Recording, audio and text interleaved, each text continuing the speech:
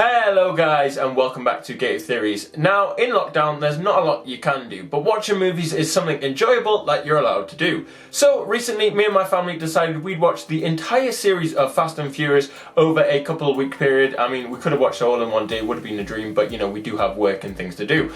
But we watched the entire series again and I've got to say it's been a very enjoyable activity to do over lockdown. And I don't know anyone who after watching them all doesn't like Fast and Furious. They're amazing films. So anyway, today I thought I'd put them into a tier list and tell you my favourite ones and rank them in order. So without further ado, let's get straight on with this tier list.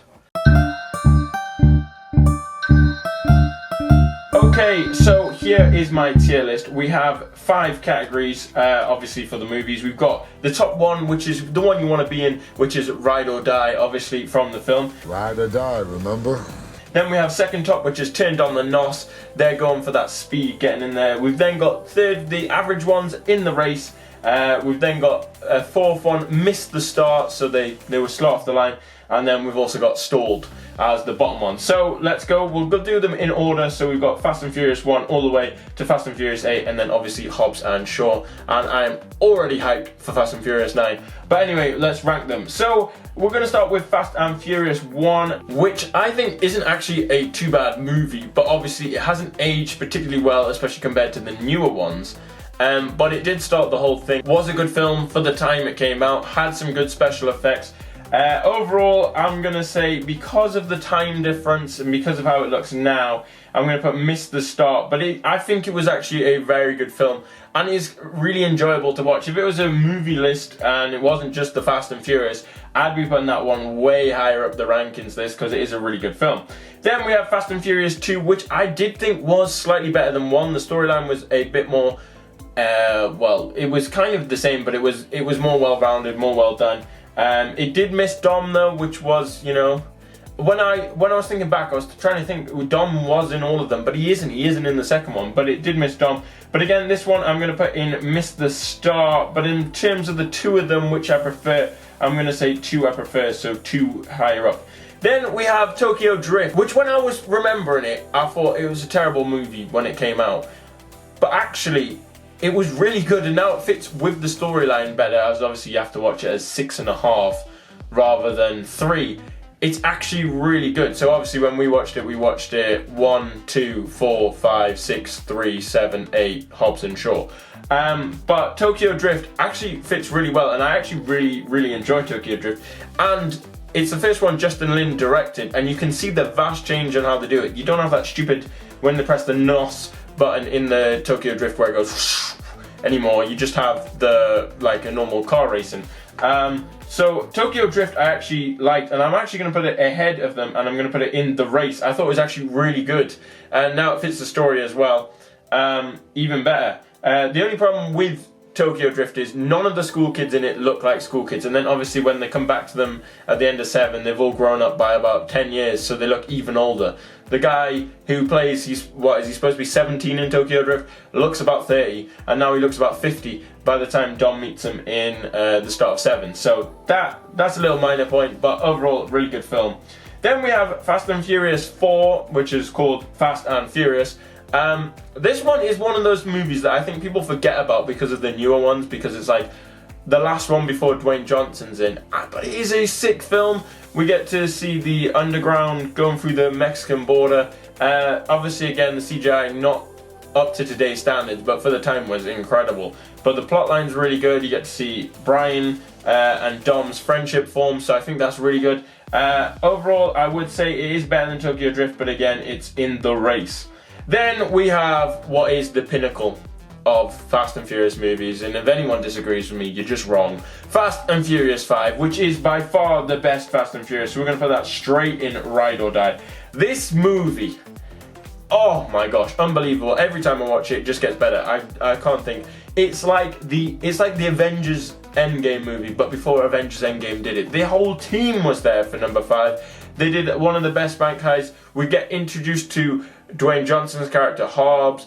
You've got Elsa Pataky's character, Elena in. It just has such a good story, such a good mood. The whole team's there.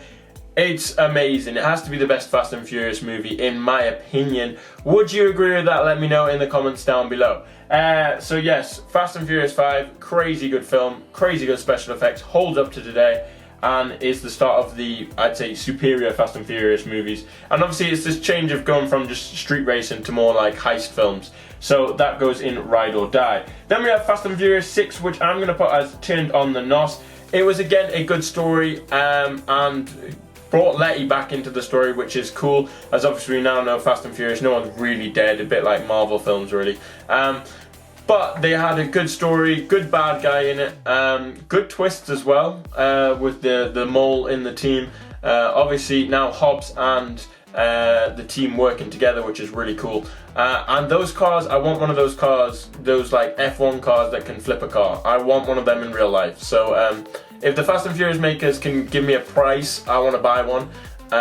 It may take me a few years, so if we can have like a deposit down and then like a payment scheme, that would be awesome. But those cars are sick. I really want one, and it just made that movie sick, and it was really good. Then we come on to Furious 7, which is Fast and Furious 7. This one is again Ride or Die. I don't think it's quite as good as Fast 5, but wowza, this movie was sick. I mean, there was the jumping out of the skyscrapers, 1, 2 in the air. That was an awesome shot. Then there was the whole storyline of Furious 7 was amazing. And the addition of Ramsey. Ramsey is a great character. I'm glad they added her into it. Someone, another tech person in there with God's Eye. It was a really good story to follow.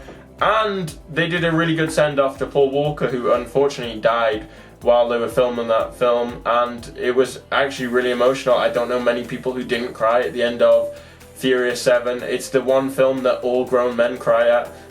It was a really nice send-off to him, really done well, and the fact that they still had him in the movie, didn't have to cut him out. I think this movie is probably the best one of having a like replacement actor with like the CGI face on. Star Wars does it a lot, but they've brought back Luke Skywalker and The Mandalorian. Doesn't look quite right. They did it with Princess Leia and the General guy. But this one is the one I'd say that the replacement is probably the best. It's really hard to notice when it's not actually Paul Walker in the film and it's his brother with his face imposed onto it. I think that was really good. I've watched the special effects behind the scenes stuff, and this one is the top notch of like face replacement, and I think movie companies need to do this one if they're going to do face replacements or de-aging characters. But it's really hard to tell when it's not actually Paul Walker, so that's really good. And yeah, it was a beautiful send-off for Paul Walker, as I said before, and obviously the song at the end, See You Again, it kicked off Charlie Puth's career. It was beautiful. Yeah, and an emotional film, really good send-off and a really good story. So it has to go in Ride or Die, but for me it just wasn't quite as good as Fast 5, but it's definitely up there. Then we move on to Fast and Furious 8, which I'm also going to put on Turned on the Nos. I don't think it was as good as Fast and Furious 6, I don't think it was as good as Fast 5, and obviously Furious 7. But Fast and Furious 8 was actually really good. There's some funny lines. Roman is hilarious in this movie. He just makes the Fast and Furious franchise. His comedy, him and Tej, really funny. Obviously, the one in 7, I forgot to mention, the jumping out of a plane, that was awesome, sick shot. But yeah, Roman again, funny in this one, in that orange Lamborghini on the ice, sliding everywhere, the submarines. Had a really good bad guy this time in Fast and Furious 8. Charlize Theron's character, who was like Cypher, who's in the behinds, controlling all the world, controlling the cars. That was a really cool concept, which is actually a scary concept as well, though, because that could legitimately happen. So all these self-driving cars, we're getting electric cars. Maybe not the best idea, but we're all going to end up getting one anyway. Yeah, the storyline was good. Having Dom go bad was good as well. It was a nice side effect, side sort of story that was nice. It was nice to see Dom on the other side. Kind of a bit like when they do that when they reverse characters, maybe in an alternate universe, but this was in the universe where obviously he had to work because of his baby. Not quite sure how the timeline fits with Dom having Elena be pregnant, with then 2 movies in between. Not sure quite how that happened, but hey, Dom's got a kid now, so that's cool. Obviously a nice tribute, baby Brian. But yeah, Fast and Furious 8 was good. Chemistry was good, the storyline was good, and generally it was a good film, but I don't think it's as good as the three I mentioned before. And finally we come on to the spin-off Hobbs and Shaw, which I'm gonna say is also turned on the nos. I don't think it's quite as good as the main Furious ones that I put above it, but as a side film, this was incredible. Idris Elba as the bad guy, can you ask for more really? He is awesome at everything he does. I really hope he becomes the next James Bond, or maybe even the next Doctor Who. I think that would be interesting. But yeah, he was a really, really good bad guy in it. And then the chemistry of Hobbs and Shaw that was so worked well in number 8. Like number 8 was like the tester that could they have a spin-off movie. And yes, it worked really well. And they just built on that for Hobbs and Shaw, which made it so good. Then there's the cameos in Hobbs and Shaw. You've got Kevin Hart's cameo, which is really funny. Ryan Reynolds is class in Hobbs and Shaw as well. And then the plotline and story is brill. The fact we have Shaw's sister in, which was sick. Story between Hobbs and Shaw's sister, that's sick. You can see Hobbs' homeland, the lines about the guns and all that. Stunts were crazy. It was a really good film, and it's a good not main Fast and Furious. It was a good side film, and it does extend the way that it was so well done that I'm looking forward to Hobbs and Shaw 2. I was unsure because they're obviously not part of the main franchise, but this will work really well. And obviously Fast and Furious are going without Hobbs because of the Vin Diesel, Dwayne Johnson sort of want to be the main guy. But it's going to be interesting, and hopefully they rejoin for Fast and Furious 10. But that is my tier list guide.